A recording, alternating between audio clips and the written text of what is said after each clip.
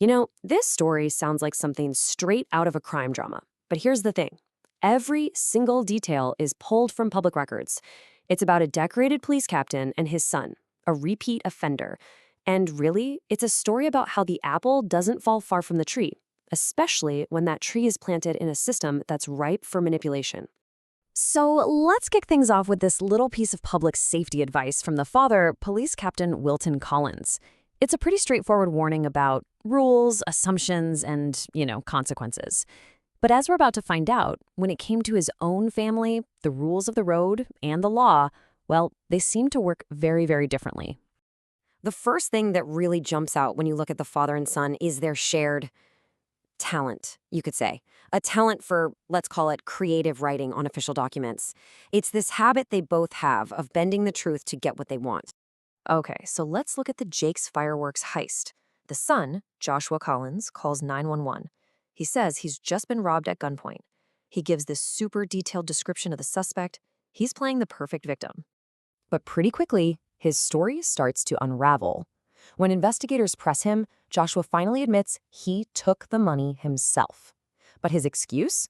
Oh, it's a good one. He invents this phantom bad guy, a man named Corey, who he says blackmailed him into doing it. A total fabrication cooked up on the spot to shift the blame. So you have to wonder, right?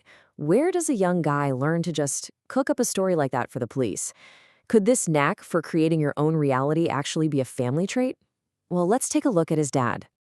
On his very own handwritten application for a special police unit, Captain Wilton Collins listed some pretty amazing qualifications.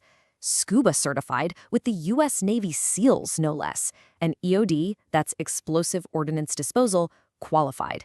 I mean, these are elite skills. The only problem? There's absolutely no public record to back any of it up. And when investigators started digging into his past, a Freedom of Information Act request about his employment history came back with just one simple response: unable to locate any information. Suddenly a pattern of making things up starts to look a lot clearer. But look, this goes way beyond just a few fibs. Both father and son seem to view the rules not as laws to be followed, but as a kind of game, a bureaucracy you could navigate and manipulate for your own benefit. They didn't just break the rules, they bent them with incredible precision. Let's circle back to that fireworks heist. After Joshua finally confessed, the total amount he stole was officially put down as $485. Now, that might just seem like a random number, but I promise you, in the world of criminal justice, it is anything but. See, the police report breaks it all down. 287 bucks from one store, 198 from another. And what does that add up to? That very, very specific total of $485. And trust me, that total is no accident.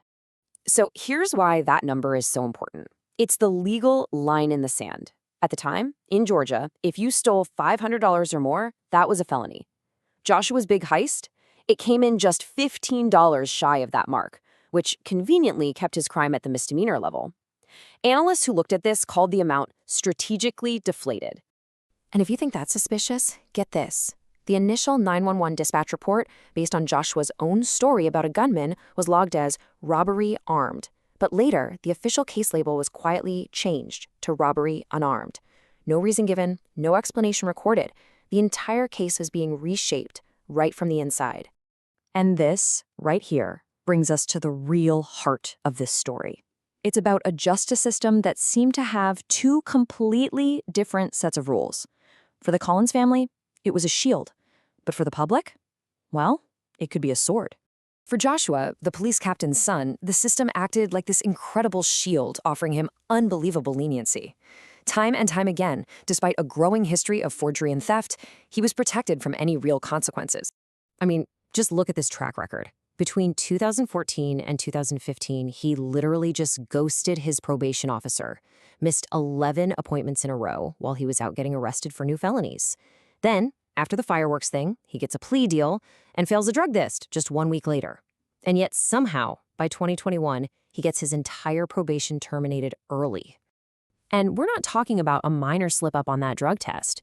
The report found what was described as a chemical cocktail in his system: THC, amphetamines, opiates, and benzodiazepines. I mean, that's a blatant violation. The system's response? A short trip to a treatment facility and then right back on that same probation that they eventually just ended? Okay, so that's the shield. That's the protection the family gets. But what about the sword? What happens when just an ordinary citizen, someone who doesn't have a police captain for a dad, tries to question that authority?